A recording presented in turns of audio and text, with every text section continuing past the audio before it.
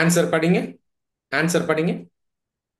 Okay, sir. The atmosphere is the thin layer of gaseous layer is surrounded by the earth. The atmosphere is very essential for the human survival. Like oxygen, it is used to சத்தமா help படிங்க in இன்னும். clumping. Sir. It is used to help in clumping the mountain to low temperature. Use the oxygen cylinder. It contains nitrogen 78%, oxygen 21%, remaining 1% carbon dioxide, argon, etc. The nitrogen is used to help living organism.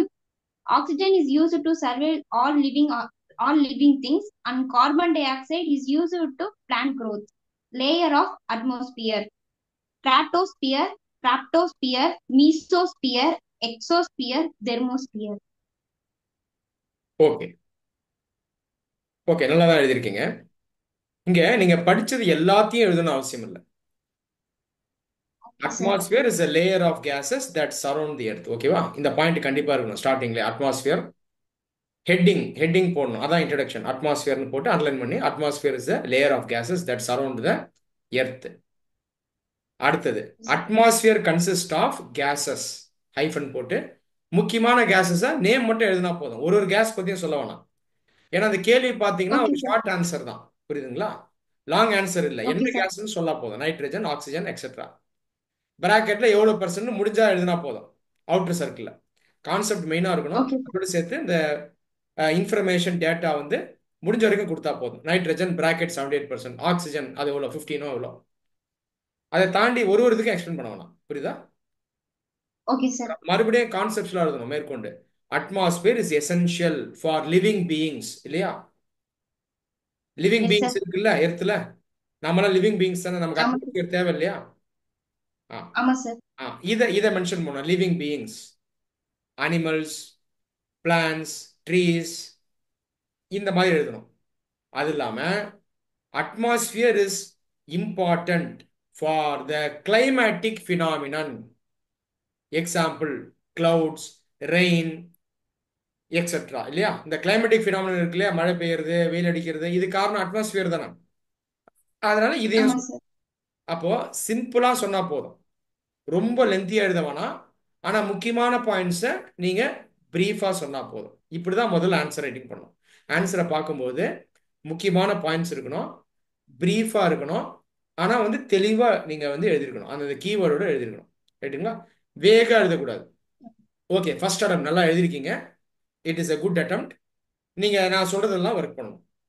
அடுத்தது layers of the atmosphere. அடுத்த heading, second heading வந்து layers of atmosphere போட்டு underline பண்ணணும். அதான் body of the answer. அதுல there are 4 okay sir. layers. ஃபர்ஸ்ட்ல இருந்து வரும். நீங்க ஃபர்ஸ்ட் ஸ்ட்ராட்டோஸ்பியர் சொல்றீங்க, ஃபர்ஸ்ட் ட்ரோபோஸ்பியர் வரும். ட்ரோபோஸ்பியர், ஸ்ட்ராட்டோஸ்பியர், அப்புறம் மூணாவது என்ன? அயனோஸ்பியரா? மீசோஸ்பியர் ஆ சார். மீசோஸ்பியர், ஆ எக்ஸோஸ்பியர், எக்ஸோஸ்பியர். தெர்மோஸ்பியர். தெர்மோஸ்பியர் தான் அயனோஸ்பியர்னு சொல்லுவாங்க. அதுதான் மூணாவது லேயர். அதுதான் வந்து இந்த நம்ம செல்போன் யூஸ் பண்றோம் இல்லையா, இந்த இதுக்கு கம்யூனிகேஷன்ஸ் ஹெல்ப் பண்றது இந்த தெர்மோஸ்பியர் தான். அயனைஸ்டா இருக்கும், அயனைஸ்ட் லேயர் அது. அதனால அது தெர்மோஸ்பியர் அப்படின்னு சொல்றோம். ரைட்டுங்களா? ஸோ இதுதான் ஆன்சர் ஓகே ரைட்டிங். சார். ஒரு ஃப்ளோ இருக்கணும், ஆன்சரை ஸ்ட்ரக்சர் பண்ணணும், இன்ட்ரடக்ஷன் ஹெட்டிங் கொடுக்கணும், அடுத்தடுத்த ஹெட்டிங் கொடுக்கணும். இந்த ஆன்சருக்கு வந்து அட்மாஸ்பியருங்கிறது தான் ஹெட்டிங். அதான் ஃபர்ஸ்ட் ஹெட்டிங், அதான் இன்ட்ரடக்ஷன். அடுத்தது லேயர்ஸ் ஆஃப் த அட்மாஸ்பியர். ஓகேவா? அப்போ கான்செப்ட்ஸ்ல ஃபோக்கஸ் பண்ணி எழுதுங்க.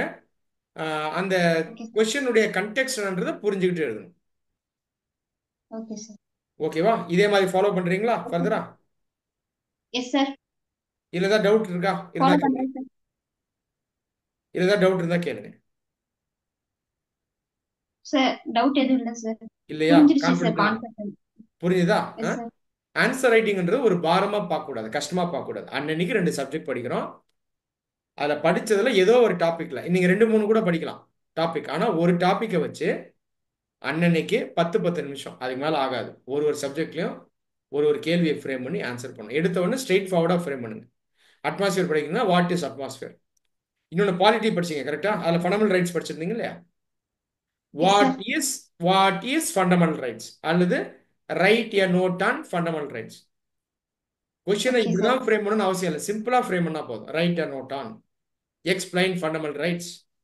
முதல்ல ஒரு 1 பேஜுக்கு ஆன்சர் பண்ணுங்க. ரஃபா 100 வேர்ட்ஸ்க்கு ஆன்சர் பண்ணா போதும்.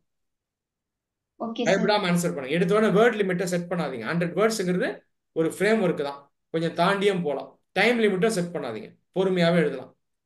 அப்புறம் எழுதி Okay, எழுத sir. ப்ராக்டிஸ்ல நமக்கு டைம் லிமிட்டும் வேர்ட் லிமிட்டும் கரெக்டாக நமக்கு வந்துடும். அதை நம்ம அப்புறம் பார்த்துக்கலாம். முதல்ல Okay. படிச்சதை கரெக்டாக பேப்பர்ல கொண்டு வரணும். ஒருவேளை எனக்கு ஆன்சர் வர மாட்டுது அப்படின்னா நான் படிச்சது தவறுன்னு அர்த்தம். நான் படிச்ச முறை தவறு. ப்ராபப்ளி நான் என்ன பண்ணியிருப்பேன்னா புரிஞ்சிருக்க மாட்டேன். கான்செப்ட்ஸ்லாம் புரிஞ்சிருக்க மாட்டேன். கண்ணாமண்ணு மனப்பாடம் பண்ணியிருப்பேன். அப்போ எனக்கு ஆன்சர் எழுத வராது. அப்போ நான் கரெக்டாக படிச்சனா இல்லையான்றதை நீங்கள் ஆன்சர் ரைட்டிங் மூலமா அன்னன்னைக்கு நீங்களே ஐடென்டிஃபை பண்ணலாம். ஓகே நந்தினி, வேற Okay, ஒன்றும் sir. டவுட்ஸ் இல்லை இல்லையா? No, sir. ஓகே, நீங்கள் ஃபர்தராக ஆன்சர் ரைட்டிங் கண்டினியூ பண்ணுங்க. வேற டவுட்ஸ் ஏதாவது இருந்துச்சுன்னா நம்ம ஃபோனில் டிஸ்கஸ் பண்ணுவோம். Thank you. Okay, sir. Thank you, sir.